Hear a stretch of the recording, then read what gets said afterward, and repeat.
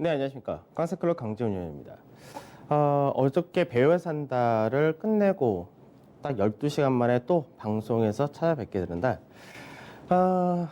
이제 금요일이니까 이제 오늘 하루 잘 넘어가면 이제 주말이 좀 편해질 것 같긴 한데, 오늘 이제 생각을 해야 될 부분이 좀 많긴 많습니다. 그러니까 어제 시장 같은 경우가 이제 국내 증시가 외국인과 기관이 다시금 동반 매도를 하면서 시장 자체가 다시 좀 내려온 그런 모습을 보여줬는데, 중국 증시가 좀 많이 빠졌고요. 그다음에 미 증시 같은 경우는 시장에서 장중에 선방했었던 부분에 비하면은 종가상으로는 이제 하락이 더 적게 나온 그런 케이스인데, 문제는 이제 시장에서 기업들의 실적 발표, 특히나 시장에서 빵이라고 얘기하면서 미국의 성장을 이끌었었던 넷플릭스의 실적 발표가 장 마감 이후에 나오면서 그 부분이 시장에서 또 부담감으로 적용될 수 있는 그런 모습을 보여준다 된다.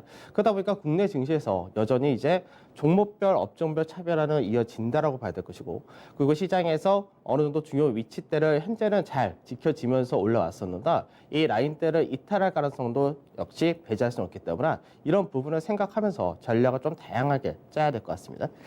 자, 어제 시장 하나씩 해보도록 하겠습니다. 코스피 지수 같은 경우는 이제 2200을 올라탔다가 이제 어제 같은 경우는 뭐 단기간에 올라간 폭도 있었기 때문에 뭐 양호한 조정이다라고도 할 수 있는데, 한 0.8% 하락한 2183포인트로 마감이 되었습니다. 거래대금은 11조, 다시금 거래대금이 좀 내려온 그런 모습을 보여줬다 되고요. 외인들이 1,300원 매도를 했고 기관에서 1,800원 매도를 하는 모습을 보여줬다 됩니다. 근데 외국인 같은 경우는 사실 사는 종목과 파는 종목이 많이 나눠졌었고, 사실 기관도 마찬가지였기 때문에 실제로 규모 자체가 그렇게 크지는 않았었고, 요 근래에 비하면은. 그리고 이제 종목별 업종별 차별화가 좀 강하게 나타났다 정도 체크하시면 될 것 같습니다. 그 다음에 선물 시장에서는 외인들이 이제 1,000계약 정도 매수를 했는데, 장중에는 이제 선물 매도를 하다가 장 마감 무렵에 매수를 했다 정도 되는 케이스였고요.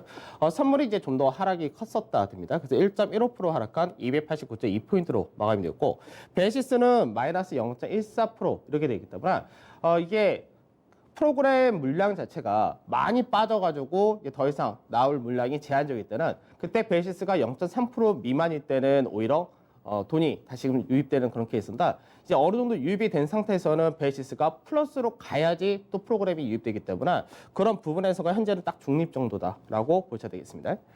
그다음 코스닥 지수 같은 경우도 역시 0.8% 하락하는 모습을 보여줬다 되고, 거래대금이 11조였는데, 어제는 외국인과 기관이 요 근래는 매도를 한다 하더라도 사실 뭐 몇백억 정도 매도를 했었는데, 어제 같은 경우는 매도 규모가 좀 커지는 그런 모습을 보여줬다 됩니다.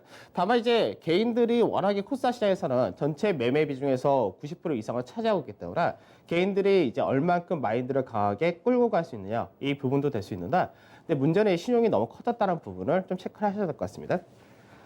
자, 해외 증시 보도록 하죠. 어제 중국 증시, 너무 앞전에 중국 증시 같은 경우는 너무나 가파르게 과열로 올라간 그런 모습을 보여줬다가 되죠. 그러다 보니까 2018년도에 고가 라인 때 그 수준까지 올라갔었기 때문에 상대적으로 이제 그동안 중국 증시가 글로벌 증시에서 약했다는 부분을 한 번에 바꾼 그런 모습을 보여줬었다는데, 너무나 가파르게 올라왔었기 때문에 이제 조정 자체를 시장에서 숨고르기 조정을 나타냈다, 이게 아니라 이제 차익 실현이 떨어지는 가격 조정이 좀 나타난 모습을 보여줬다 됩니다.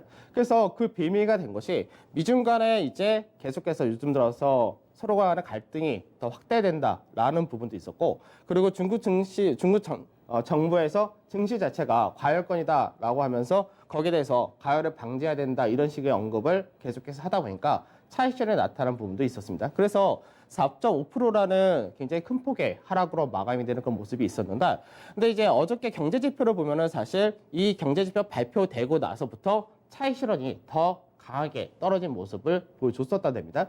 그러면 경제 지표 어떻게 나왔었냐? 2분기 GDP 성장률이 3.2%였으니까 시장에서 컨센서스였던 2.5%를 월등히 넘는 수치가 발표가 되었다 됩니다. 그러면 얼핏 생각했을 때는 경제 지표가 컨센서스 2.5%였는데 3.2%가 나왔으니까 엄청나게 더 좋은 거 아니야? 그러니까 더 올라가야 되는 거 아니야? 이렇게 생각할 수 있는데, 문제는 뭐냐면 시장에서 컨센서스를 부합을 하거나 약간 넘어간다는 스타일이었으면 더 좋게 증시가 반영을 했을 수 있는데, 너무나 높게 나온다 보니까 시장에서 이렇게 되면은 추가 부양책이 왜 필요한가라는 의문이 든다, 이렇게 된 겁니다. 그래서 향후 중국 증시에서 추가적인 부양책이 이렇게 경제 지표가 좋게 나왔는데 또다시 나올 수 있는 가능성이 낮아진다 되기 때문에 현재는 중국이 먼저 경기가 회복이 된다는 거가 초점이 되었었고 그 다음에 그 회복을 하기 위해서 대규모의 부양책을 통해서 회복을 시킨다라는 기대치가 있었던 건데 그 기대치가 어느 정도 없어졌다 된 겁니다. 그래서 중국에서의 너무나 경제 성장이 높게 나왔던 부분이 시장에서는 오히려 차익 실현이 떨어지는 빌미가 더 강하게 나타났다라고 보시면 되겠습니다.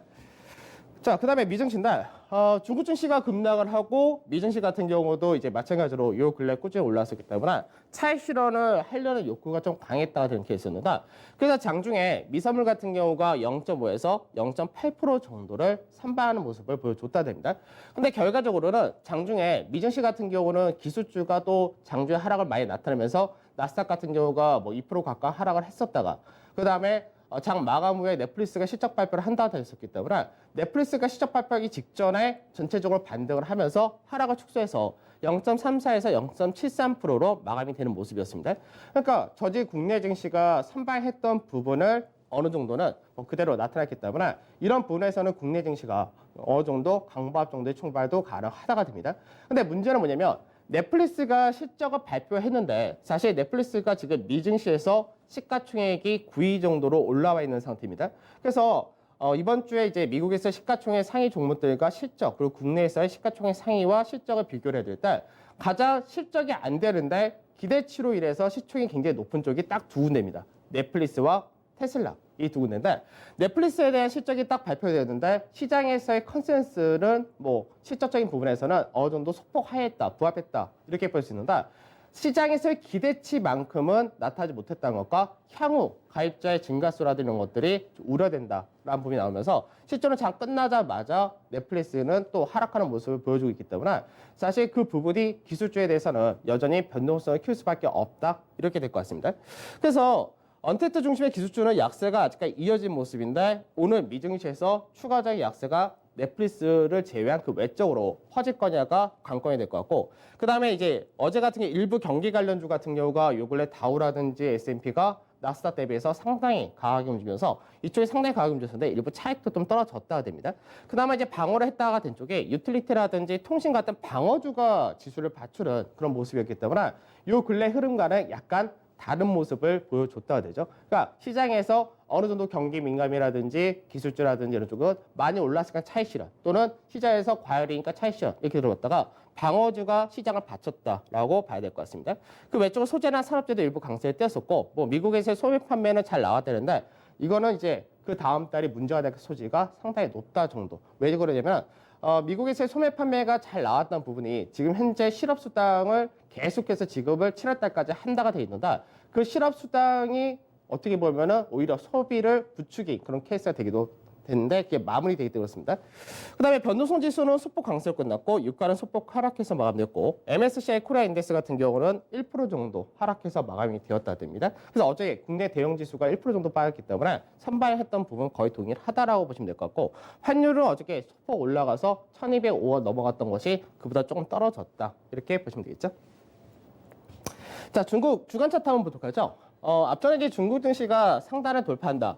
사실 돌파가 됐을 때 기본적인 마디로 봤을 때는 3,280 정도가 마디로 어느 정도 저항을 받을 거다라고 생각했었는데 이 부분을 굉장히 가파르게 넘어가면서 2018년도에 중국 증시가 고가 만들었었던 이 구간대까지 올라왔다 했었죠. 그래서 이 라인대가 박스권이라고 말씀드렸는데 박스권의 중간 자리대를 어저께 이탈하는 모습을 보여줬다 됩니다. 그러면 현재 구간에서 추가적으로 3,100이라는 자리대까지도 떨어질 수 있긴 한데 그보다는 현재 이 구간대에서 왔다 갔다 하면서 숨고르기 가격 조정을 했으니까 기간 조정 형태로 이어질 가능성이 높다 이렇게 보고 있습니다. 그래서 중국 증시 같은 경우가 추가적으로 더 뭐 급등을 하거나 뭐 급락을 하거나 이보다는 어느 정도 이제 제한적인 반등과 하락 이런 부분이 나타날 가능성이 높다 이렇게 보시면 되겠습니다.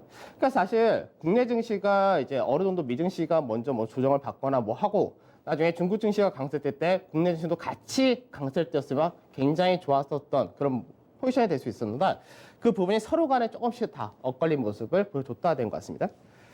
그 다음에 미 S&P 지수인데 S&P 지수가 지금 상가 패턴 상단 돌파를 하고 직전의 고가, 6월달에 고가 라인대를 중심으로 왔다 갔다 하는 그런 모습을 보여준다 됩니다. 그래서 현재는 상가 패턴에서 윗자리에 넘어갔는데 문제는 뭐냐면은 단기적으로 이게 또 세기형 패턴을 약간 만들었다 되죠. 근데 이제 관건은 뭐냐면은 지금 현재 미증시라든지 미증시에서 S&P라든지 뭐 나스닥 그리고 국내 증시도 거의 동일한 케이스인데 장기간에 걸쳐서 옆으로 행보하고 박스권을 보이고 하다 보니까 지지라인대가 계속해서 올라온다 되죠. 그러니까 앞전에는 이 지지라인대를 깨려면 굉장히 큰 폭의 조정이 필요했었는데 이 조정자일 때 지지를 받았었고 그 다음부터는 계속해서 지지라인이 올라오다 보니까 지금 3150이라는 자리대를 깨게 되면은 추세를 이탈한다가 돼버립니다.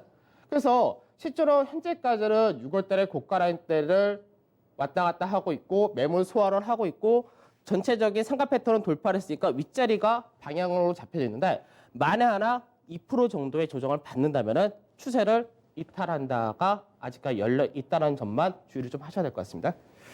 자, 그 다음에 변동성 지수 똑같죠. 그러니까 변동성 지수가 지금 보면 상가 패턴에서 위냐 아래냐 어느 쪽으로 방향을 잡을 거냐 이게 굉장히 오랜 기간 동안에 이어지는 모습을 보여준다 됩니다. 그러다 보니까 변동성 지수가 거의 30을 전후로 해서 왔다 갔다가 지금 한 달 반째 이어지고 있는데 그만큼 시장에서 변동성이 여전히 이어지는 박스권 흐름이라는 거죠. 그러니까 변동성 지수가 낮은 상태에서 옆으로 행보했다면은 지수 자체가 변동성이 작은 상태에서의 등락이었다 이렇게 볼 수 있는 건데 그게 아니라 변동성 지수가 위아래로 많이 움직이면서 시장이 움직이니까 지수 자체가 위아래 폭이 큰 넓은 박스권의 형태가 계속해서 이어진다 이렇게 되는 게 있습니다. 그래서 아직까지 이어진다는데 어차피 이 라인대는 거의 다 맞붙은데 여기서 위로 조금만 올라가도 돌파고 밑으로 떨어지면 이탈이고 현재는 딱 그 구조 동일하다가 됩니다. 자, 그 다음에 나스닥 지수입니다. 나스닥이 이제 지지를 계속해서 상승 추세를 채널로 왔었는데 지지를 받고 이번에 또 지지를 받았다 됐었죠. 그러면 지금 현재는 채널의 중간 자리에 와 있는 그런 상태가 되는데 채널의 중간에서 마찬가지로 만약 2%만 빠지는 과정이 나오면은 그러면 현재 구간에서는 추세 이탈이 역시 나온다. 똑같이 됩니다. 근데 현재 나스닥 같은 경우 기술주들이 윗자리를 갈 수가 있냐라는 부분에서 넷플릭스 실적을 봤을 때는 한 번 우려가 또 한 번 나타날 수밖에 없다가 된 케이스고 그럼 남은 것이 뭐냐? 다음 주 테슬라가 실적 발표하는데 테슬라가 실적 발표할 때 역시 마찬가지로 시장에서 평가가 차익적으로 떨어진다 되면은 성장주가 한 번 더 떨어질 수 있다가 될 수 있습니다. 그래서 지금 현재 미 증시에는 상승 추세가 이어가고 있고 어느 정도 계속해서 버티는 그런 흐름을 보여주는데 만일 2% 내외의 조정이 한 차례 떨어진다면은 추세 이탈이라는 부분은 동일하다가 됩니다. 그래서 미증시나 지금 현재 국내 증시도 마찬가지지만 약 2% 정도의 조정이 언제든 한번 들어오는 일이 벌어지면은 그때는 시장에서 방향이 추가 조정 쪽을 크게 열어둔다라고 봐야 될 겁니다. 자, 어제 시장 보도카죠. 어제 지수는 이제 거래소가 0.8% 하락했고 코스닥도 비슷하죠. 대형이 1% 하락을 했다 됩니다. 그래서 MSCI 코리아인덱스도 1% 하락한 부분이 거의 비슷하다라고 보시면 되고 중형과 소형 쪽에서는 오히려 약보합으로 마감이 되었다 되죠.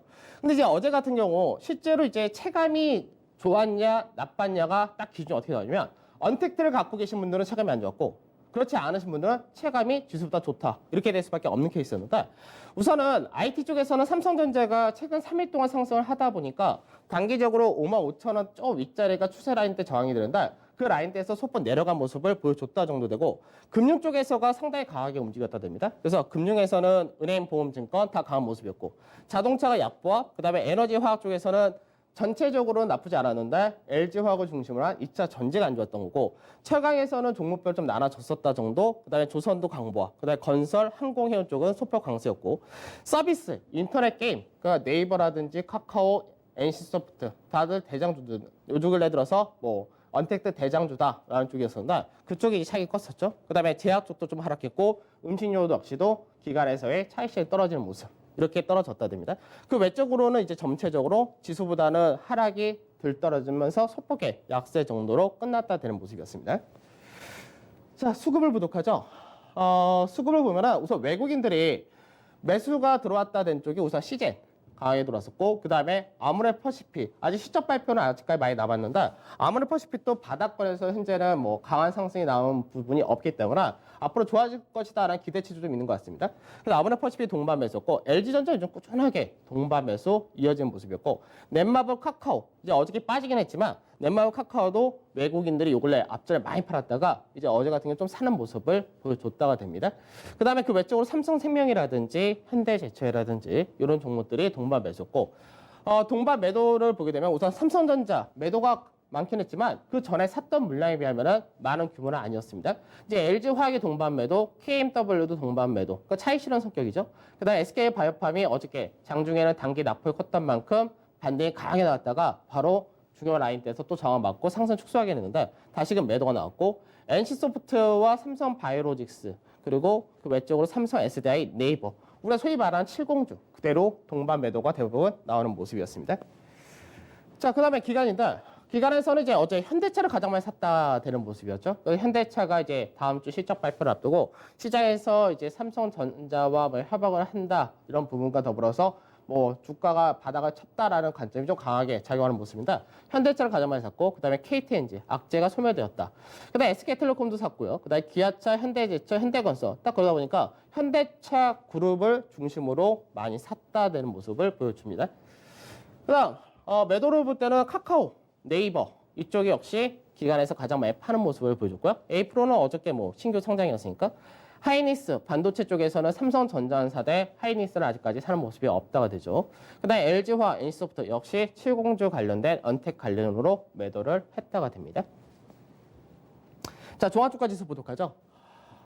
종합주가지수가 지금 현재 박스권이다라고 말씀드렸습니다. 그러니까 이게 채널 패턴이 박스권을 살짝 돌려놓은 그런 케이스가 되는데 그래서 상단 자리까지가 아직까지 남아있다. 근데 상단 자리까지가 2225포인트 정도 이렇게 되니까 실제로 이제 2200 대비해서 2225까지니까 아직 많지는 않다가 되겠죠. 근데 이제 어제 같은 경우는 뭐 중국의 영향이라든지 장전 미선물이라든지 그 다음에 7공주라든지 이런 쪽에서가 하락을 하다 보니까 역시 약세가 나타났다 되는데 장중에 이제 중요한 가격이 2175포인트. 근데 그 라인대는 지켜진 모습을 보여줬다 됩니다. 그래서 여기서 추가적인 강세 나온다면 박스권 상단 여기를 다시 한번 간다가 되는데 그렇지 않고 마찬가지로 한 2% 정도 빠지는 과정이 나타난다면 그때는 역시 추세를 이탈하는 그림이기 때문에 그러니까 국내 증시도 똑같고 미증시도 나스닥이나 S&P 다 동일합니다. 다들 2% 정도의 조정이 만화나 나온 일이 생기면은 그때는 조정폭이 커진다는 부분은 동일하다 정도. 그래서 아직까지는 박스권에서 흐름이기 때문에 종목별 업종별 차별화가 이어진다. 이렇게 보시면 되겠습니다. 그 다음에 대형지수인데 대형지수가 하락이 좀 더 컸다. 왜? 앞전에도 말씀드렸듯이 시장에서 우리가 소위 말하는 언테크 70주라는 쪽에 시총 상위에서 너무 많이 높아졌다고 했었죠. 그래서 이쪽이 실적이 전체, 그러니까 시가총액에서 차지하는 비중 대비해서 실적이 차지하는 비중이 너무 작다. 사실 그 부분을 계속해서 말씀드렸는데 그러다 보니까 어제 같은 경우는 삼성전자가 단기 상승에 따른 일부 수익 실현 이런 부분이 1.6% 정도 하락을 했다 되고 하이닉스는 뭐 계속해서 약하니까 근데 삼성바이오로직스, 네이버, LG화학, 카카오, 삼성 SDI, NC소프트 이런 쪽이 전체적으로 하락을 크게 키우다 보니까 지수 자체가 아무래도 영향을 많이 받았다 됩니다. 그러니까 너무나 이 언택이라는 이쪽은 쏠림화가 심하게 되면서 이쪽이 너무나 비중이 커졌다는 부분이 결국 시장에서 지수 자체로는 이제 어제 같은 경우 영향을 많이 끼친 케이스가 되는 거고 종목별 업종별로는 오히려 이쪽에서 차이 떨어진 만큼 그 다른 쪽으로 매기가 퍼졌다는 부분이 오히려 상승 종목수는 괜찮은 모습을 보여줬다가 됩니다. 그래서 대형지수도 똑같은 그림인데 상단 자리대에서는 요 라인대인데 이제 어저께 중간 마디까지 빠졌다 된 거고 중간 마디에서 위로 하나 더 갈 거냐 아니면 밑으로 빠질 거냐 또 동일한 그런 케이스인데 대형지수를 볼 때는 2%가 아니라 한 1.5% 정도 빠지면은 추세 이탈이 나온다고 되어 있습니다. 그래서 지금 현재 앞전에는 중국 증시도 워낙에 강한 중이었기 때문에 시장에서 이머징 마켓으로 외국인들의 바스켓 매수가 일부 들어온 모습이 있었는데 중국 증시가 어제 같은 경우 또 크게 빠지는 모습이 있었기 때문에 바스켓 매수가 좀 약화될 가능성이 높은 상태에서 차익 실현 이쪽이 실적 발표하면서 이 불확실성 어느 정도 이렇게 너무 성장주라 하더라도 과도하게 올라간 게 아니야라는 의문을 해소시켜주기 전까지는 이쪽에서가 역시 지수 상승을 또 누를 가능성이 상당히 높다가 됩니다. 그래서 1.5% 정도 빠진다 될 경우는 한 번 더 떨어질 가능성 배제할 수 없다. 이렇게 보셔야 되겠죠. 자, 그 다음 코스닥입니다. 코스닥 같은 경우를 보게 되면은, 코스닥이 이제 어제 장중에는 한 1.5% 정도 하락하는 모습을 보이다가 이제 반 정도 반등을 해서 끝났다 되는데, 코스닥은 모양상을 볼 때 윗자리는 거의 나올 가능성이 낮다가 되어 있습니다. 그래서 윗자리 상승폭은 거의 없다 된 상태에서 깨지는 순간 하락이 무조건 큰 쪽입니다. 근데 왜 특히나 이런 모습이 나오냐? 이게 시장에서 계속해서 코스닥 같은 경우는 개인들의 자금이 계속해서 돌다 보니까 코스닥이 빠지면 사도 먹어. 빠질 때마다 사면 수익이 나는 구조가 성립이 되었습니다. 이게 박스권을 그대로 옆으로 흥배하는 박스였으면 사람들이 하단 자리에 오게 되면 불안해서 오히려 매수를 안 한다 되는데 시장에서 빠질 때마다 저점을 만들고 또 올라갔다가 빠질 때마다 저점 만들고 올라가면서 저점이 높아진 추세가 되다 보니까 시장에서 많은 투자자분들이 계속해서 매수한 모습을 보여줬다 되죠. 그러다 보니까 지금 이 윗자리에서 위로 올라간 폭은 상당히 작은 반면에 빠지게 될 경우 최근 들어서 개인들의 매수매가 엄청나게 쌓였던 자리가 이 자리가 됩니다. 그래서 728포인트에서 약 760포인트 정도 된다. 이 라인대가 매물이 지금 단기간에는 어마어마하게 쌓여있는 상태 된 거고 더구나 신용 자체가 올라갈 때 파시면 좋은데 어느 정도 올라왔으면 신용을 이제는 수익 실현을 좀 하시면 좋은데 안 하시고 계속 사신 거죠. 그러다 보니까 7월 7일 날 이후부터 신용이 계속해서 증가를 하다가 7조가 넘어갔습니다. 올해 증시를 보게 되면 올해 증시가 역사적으로 굉장히 많은 기록을 쓰고 있습니다. 최단실 내에 급락을 했던 폭도 있었고 최단실 내에 급등한 폭도 상당히 컸었고 고개탁금도 신고가였고 마찬가지로 신용도 국내 코스닥 시장에서 역사적으로 가장 많은 7조라는 구조를 넘어갔다 됩니다. 그래서 코스닥 같은 경우는 나중에 이 라인대를 깨게 될 경우는 신용 물량이 쏟아질 가능성을 항상 염두를 좀 해두셔야 될 것 같습니다. 역시 종목별로 차이가 나긴 하는데 그만큼 시장에서 너무 긍정적인 관점이 개인 투자자분들이 강하다라고 보시면 되겠습니다. 자, 중국 증시 우선은 단기 급등 이후에 급락이 떨어졌습니다. 이러면 문제는 뭐냐? 위에 상단 매물이 너무나 커졌기 때문에 앞으로는 상승도 당분간은 어느 정도 제한이 될 수밖에 없고 하락도 이제는 추가적인 하락도 제한된다. 이렇게 보셔야 되고 미국에서 어닝 시즌이 지속되는데 언택트 관련된 넷플릭스는 시간외로 급락을 한다가 되어 있습니다. 그래서 이 넷플릭스가 빵이라고 얘기하는 기존 주도주의 한 축을 담당했었기 때문에 여기서가 이제 다른 이제 언택트 관련된 기술주로 퍼질 거냐 이 부분이 오늘 미증시에서 중요할 것이고 오늘 또 만기일입니다.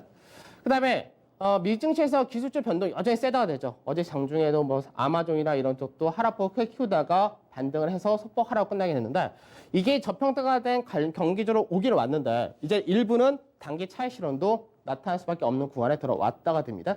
그 다음에 국내 증시는 언택트가 너무 시총을 많이 차지해버린 그런 케이스였는데 이게 지금 빠진다가 되니까 다른 경기 관련된 쪽으로 계속해서 수급이 이동되는 모습을 보여준다가 됩니다. 다만 어느 정도 일부는 상승을 단기적으로 많이 뽑았기 때문에 단기적인 숨고르기가 좀 필요한 구간이고 신용이 너무 많다는 거 체크를 하셔야 되고요. 그러니까 긍정적인 흐름은 현재 2185에서 2225포인트. 여기가 현재는 안정적인 구조가 되는데 이게 만일 현재 구간에서 1.5에서 2% 정도가 하락이 떨어진다 할 경우는 2170포인트를 완전히 이탈하게 되는데 이 자리 때 이탈하면은 2150을 깨고 2150을 깨면 2090을 깨는 위치가 다 만들어졌기 때문에 그래서 해지를 종목별로는 주식을 담아서 어느 정도 단기 매매를 하되 해지는 넣으셔야 됩니다. 그래서 봐야 될 업종군은 동일하다라고 보시면 되겠습니다. 자, 한 주의 마지막 거래일인데 오늘도 성공 투자하시고 마무리 잘 하시고 저는 다음 주 찾아뵙도록 하겠습니다. 감사합니다.